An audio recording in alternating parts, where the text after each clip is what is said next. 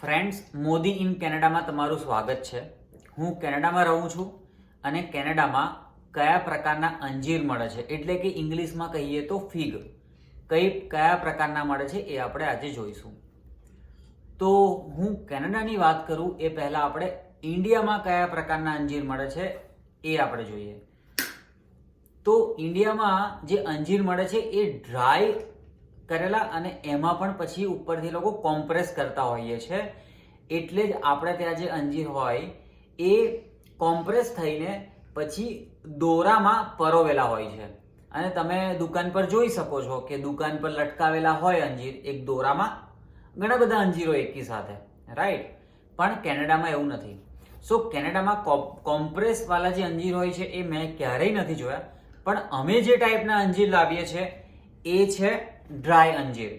સો તમે આ બેગ જોઈ શકો છો, આ ડ્રાય અંજીર અમે કોસ્કોમાંથી લાવ્યા છે અને 1.36 kgનું આ બેગ છે.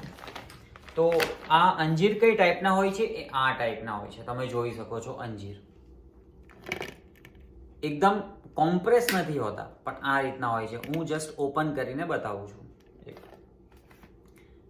થોડા સોફ્ટ હોય અને તમે આવી રીતના તોડશો તો તમે જોઈ શકો છો એકદમ ઇઝીલી તૂટી જાય છે.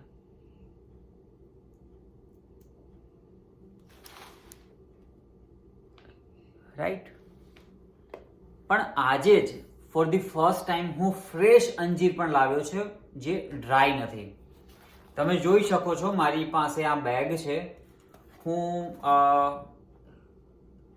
ટોટલ 16 ફિગ છે આમાં. આ અંજીર છે એકદમ ફ્રેશ અંજીર, આમાં કોઈ ડ્રાય નથી કર્યા, ફ્રેશ અંજીર છે. તમે જોઈ શકો છો ગ્રીન કલરના છે. હવે હું આને તોડીશ.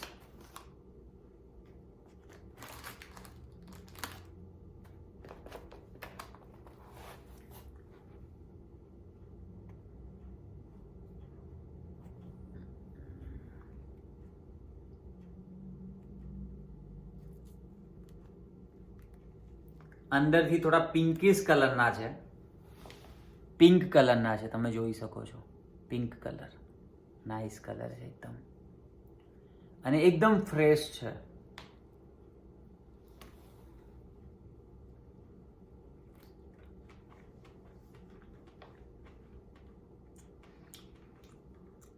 ફ્રેન્ડ્સ, આનો જે ટેસ્ટ આવે છે ને એ આપણે ઇન્ડિયામાં પેલા ખરા બદામ આપણે તોડતા હોઈએ છીએ અને એ આપણે ખાતા હોઈએ છીએ એવો ટેસ્ટ આવે છે. બહુ મસ્ત ટેસ્ટ છે, જરૂરથી ટેસ્ટ કરવા જોઈએ. Thank you.